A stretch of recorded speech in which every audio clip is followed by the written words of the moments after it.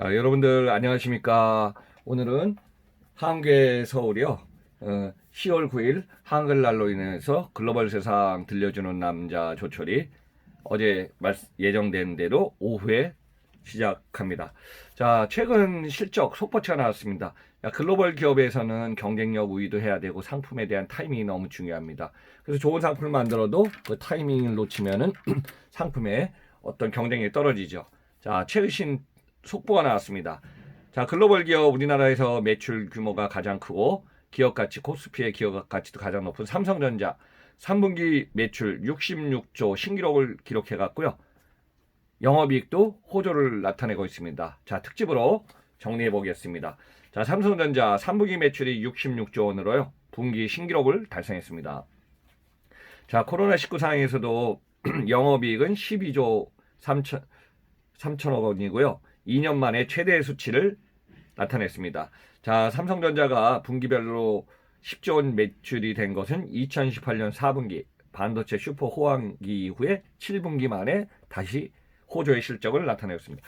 사실 지난 2017년에 4분기에는 65조 9,800억 원보다요. 지금은 조금 더 앞선 66조 원대가 되었다는 것이 이번에 지금 경이적인 기록입니다. 자, 2019년 동기간을 한번 비교해 봤습니다. 작년 3분기에는 62조 원의 매출에 7조 7천억 원 영업이익을 냈는데요. 이번에는 66조 원에 12조 3천억 원으로서 영업이익률이 20% 이상 크게 올라갔습니다. 자, 주요 이유는요. 지금 글로벌 세상 진짜 코로나로 지금 다들 여러분들 힘드시지만은 집에 있어서 생활하는 게 이제 많아지지 않았습니까? 여기에 이제 신제품, 스마트폰, 프리미엄 가전하고 수익성이 뛰어난 제품이 좀 많이 팔린 것이 여기에 큰 공헌을 했습니다. 스마트폰이 효자 상품으로 지금 생각하는 것은 IM, IT하고 모바일 부문이거든요. 근데 3분기 영업이익이 4조 7천억 원, 전분기보다 2배 넘는 수치를 나타냈습니다. 또 가전제품에서 TV와 생활가전이 합친 소비자 가전 부문은 2분기보다 7,300억 원 올라서 2배의 수치를 나타낸 1조 6천억 원의 영업이익을 차지했습니다. 또 여기에 이제 반도체 부분도 최근에 이제 화웨이와 관련된 미국의 화웨이 제재가 9월 15일부터 시작됐는데요.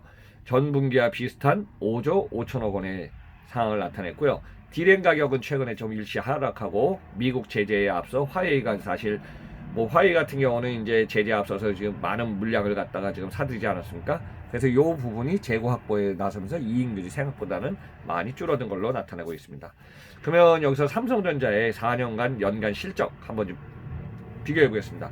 자, 2017년에 239조 5,800억 원, 영업이익은 53조 6,500억 원, 2018년에 243조 7,700억 원, 영업이익은 58조, 2019년 230조 4천억 원의 매출에 영업이익은 27조 7,700.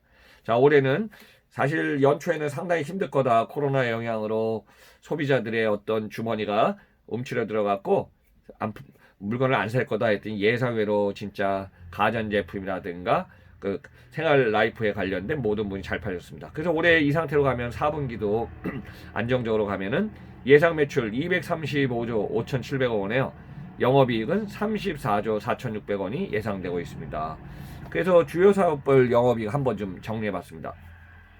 반도체 부문이 5조 5천억, 스마트폰 네트워크가 4조 7천억, TV 생활가전이 1조 6천억 원, 디스플레이가 4천억 원의 영업이익을 예상됩니다.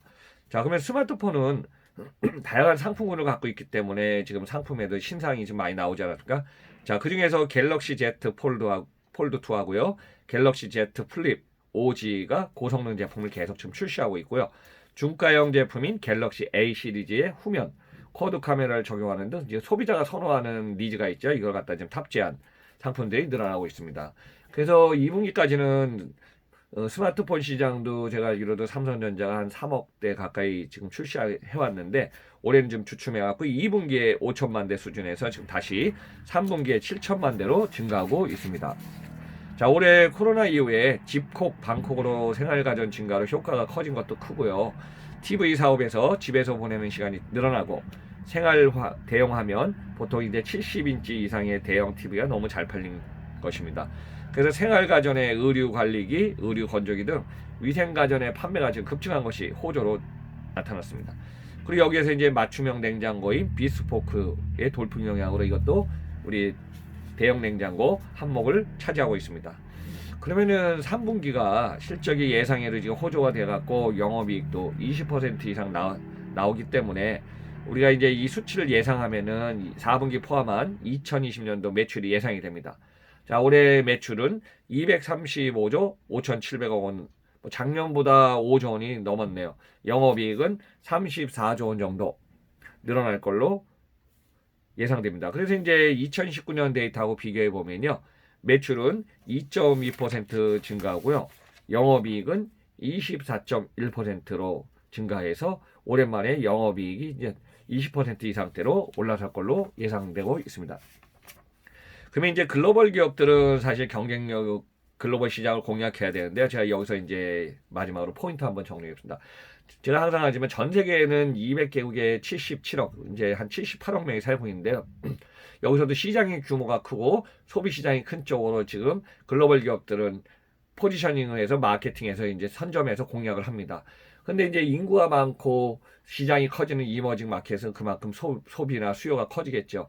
근데 이 시장의 대표적으로 이제 과거에는 중국이었지만은 중국 시장 내에서는 중국 기업들이 어깨 1위, 3위를 다 차지하기 때문에 초창기에 중국의 기업이 경쟁력이 없을 때는 들어가서 글로벌 기업이 선점을 했는데 어느 순간에 시간이 지나니까 중국 기업들이 그냥 중국 내에서 리더 기업이 돼버렸어요. 그래서 글로벌 기업의 마켓쉐어 상품은 점점 줄어들기 시작합니다. 그러다 보니까 생산 공장을 10년, 15년, 20년, 보통 2000년대 전후에서 들어간 글로벌 기업들의 중국 내 생산 공장에, 왜냐하면 중국 내에서 물건이 안 팔리니까 중국의 포지션이 별로 안 좋겠죠. 그러면은 뭐요, 중국의 매출이나 영업이익이나 이런 포트폴리오의 분산 효과도 없기 때문에 중국 시장에서 서서히 퇴출합니다. 자, 대표적으로 삼성도 반도체 시장, 그 다음에 가전제품을 갖고 뭐 대부분 중국에서 쉐안의 반도체 공장하고 저쪽에 한 군데 제약으로 거의 중국은 철수를 했어요. 그러면 그 다음은 어디 가냐면 대체 시장을 가야 되는데 대체 시장을 지금 갈 수 없어 미리미리 글로벌 기업들은 분산을 하고 있습니다. 그래서 지금 중국의 뭐 대체 기업이 국가라 하는 베트남 쪽으로 지금 많이 들어가 있고요. 또 베트남에서 인구가 이제 13억 8천, 중국의 14억 4천보다 지금 해서 이제 5년, 10년 안에는 인구가 중국을 앞서는 인도 시장으로 지금 모든 기업들이 글로벌 시장으로 지금 공략해 들어가고 있습니다. 그 외에 최근에는 이제 동남아시아에서 인구가 많아져 갖고 생산 거점으로서 이제 방글라데시라든가 인도네시아, 말레이시아 이런 쪽으로 이제 글로벌 기업들이 자꾸 분산해서 생산 거점을 옮기기 시작합니다.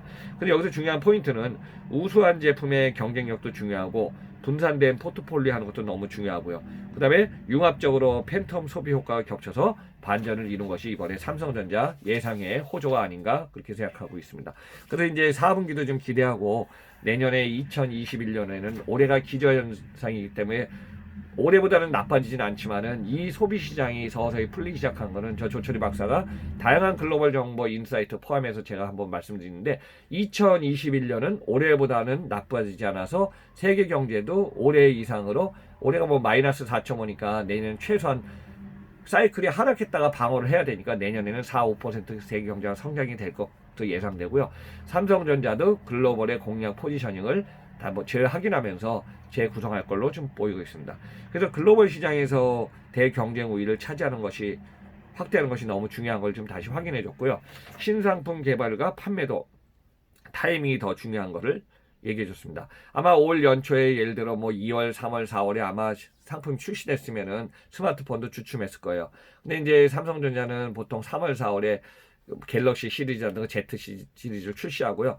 또 가을에 이제 어디에요? 그 갤럭시 노트 시리즈 출시하지 않습니까? 근데 참고로 이제 아이폰 시장은 보통 가을 정도에 9월에 이제 신상을 출시하기 때문에 이런 신상 출시하는 타이밍 이걸 갖다가 조정하냐 아니면 기존대로 가냐. 왜냐하면 1년에 한 번씩 버전을 바꾸니까요. 그래서 이런 것도 마케팅이나 애플이나 삼성전자도 마찬가지지만은 글로벌 공략하는 기업들은 지역별로 이제 어떤 신상을 출시하는 타이밍이 좀 다르긴 하지만은 이 포인트가 너무 중요한 걸로 나타났습니다. 그리고 여기서 중요한 포인트는요.